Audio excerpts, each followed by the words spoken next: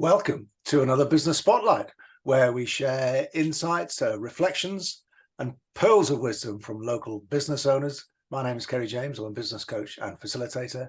And on today's Business Spotlight, we have co-founder of Ben Wild Studios, Mr. Ben Wild himself. Good morning to you, Ben, and good to have you on Business Spotlight.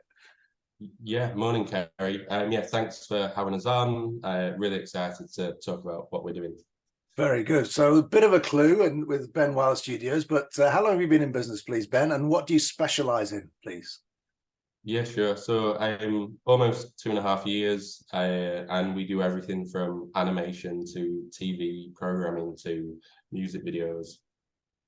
Excellent. So what might be an ideal client, or what sort of typical size and shape of project do you work on, Ben? Yeah, sure. So we've been very fortunate, and since we've started, we've had a whole array of clients from small sort of startup businesses doing their kind of their explainer animations and films to charities to worldwide brands and companies. So we've done everything from a small sort of 2-person run business all the way to creating content for Nike and Gucci and Adidas. Right. Okay. So that's some great clients to have on your list. So is it animations you're particularly strong at, or is there a technical element you pride yourself on, Ben? Would you say? Yeah, no, I started with the animation because that's kind of what I knew. But the dream was to kind of go and do film as well, and this seemed like the natural route to get into that point where I could do film as well. So I used kind of animation as the springboard based on kind of, because before this I was the illustrator for Manchester City Football Club, and there I did quite a bit of animation and kind of built a bit of a momentum doing that. So then this was kind of the natural springboard, I would say, to what we're doing now. So how competitive a space would you describe it, Ben? And how would you say you differentiate yourselves as a business? I'd say it's competitive, but it's also very friendly. There's enough work for kind of everyone. I think we're different just because we're quite expensive for like our offering kind of, I think, stands out on that perspective and stands out kind of like, I think there's different tiers to this type of work, and we're fortunately kind of molded ourselves into a position where we're kind of working with the likes of Gucci or these brands, but then we're also nimble enough to be able to work with like small agencies or charities and just people who kind of align with what we do and who we are. Reassuringly expensive, hey, Ben? What do you say, sorry? Reassuringly expensive. Yeah. Very good. So clearly, the digital revolution has been part of the turmoil we've been through over the last 3 years or so, but we've obviously had interest rates and inflation and lockdown and working from home, etc., etc., etc. How much of all those environmental changes impacted on your industry and your business, would you say, Ben? Yeah, sure. So I actually started the business in the height of lockdown. One of the things that motivated me to start the company was for a time, a very short time, animation was kind of in some parts cheaper than live action, which isn't the thing or wasn't the thing. And that a lot of that was down to film crews and film sets having extremely high insurance costs because of like COVID and whatnot. So that was the point in which I spoke to my now business partner and asked, like, look, this is the climate. What do you feel about starting a film company? And yeah, he agreed. And then and in full transparency, like when I started it, the plan was to basically be a freelance, say like animator and illustrator till like maybe in 10 years the steam had picked up and we're at a place we wanted to be at. But we within 4 weeks had 2 remarkable breaks, which started a snowball effect for sure.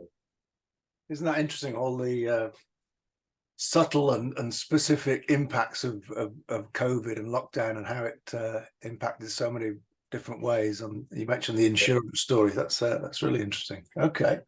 And so you mentioned maybe you took off maybe quicker than you expected to. So kind of where are you now, would you say, Ben, and what are your key challenges to the business today? Yeah, I think like some of those big breaks were like I feel like I'm very fortunate that like the jobs I've done before, like full-time jobs, they've all been kind of unique and quite amazing in their own right. But then when we started DWS, it was kind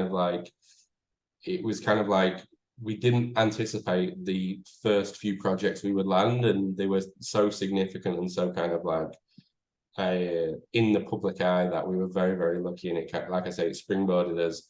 In terms of like the climate now, I would say it is a far tougher climate this year for sure. AI is making a big impact on kind of what we're doing.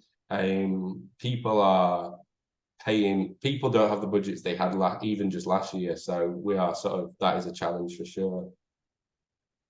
Tell us a little bit more about AI and how that's impacted. Is that creating videos using AI and that sort of thing, or what's the specific impact there, Ben? Yeah, for sure.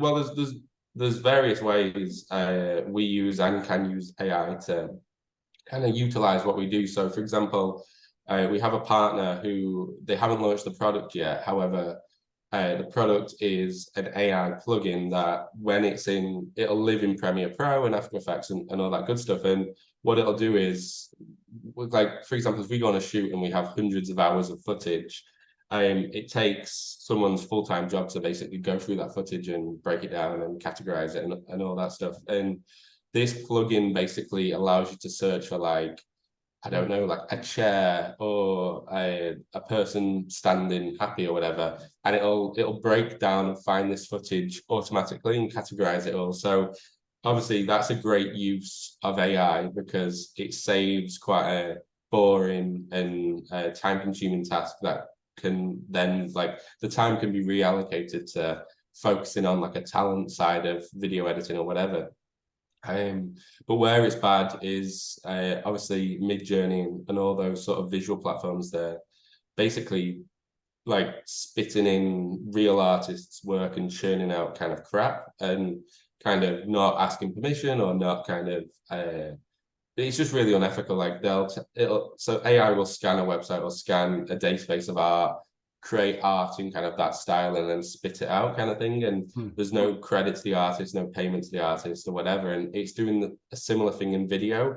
And what we've noticed, especially in the last kind of probably 3 months especially, we've had like about 9 projects bail because they've gone down the AI route. I think as well, even like Disney now using AI. So obviously that Secret Invasion, which is a new flagship Disney Marvel TV show. They used AI on the animation intro, which is I think quite shocking to everyone. So I think it is laying the tracks and impacting people. But I think we're just trying to use it where AI works in our favor and we're still empowering talent and artists and people. Yeah, interesting stuff. Okay, so what about moving towards the future, Ben? What are the aspirations you've got for Ben Wild Studios? Just to kind of keep doing what we're doing and grow the team and kind of grow, especially grow what we're doing, because like I'd say month on month we're going like bigger and better. Like the fact we were on a shoot in New York last week, 4 weeks ago, says a lot for like how far we've just progressed, like the live action part of what we're doing, because that's new.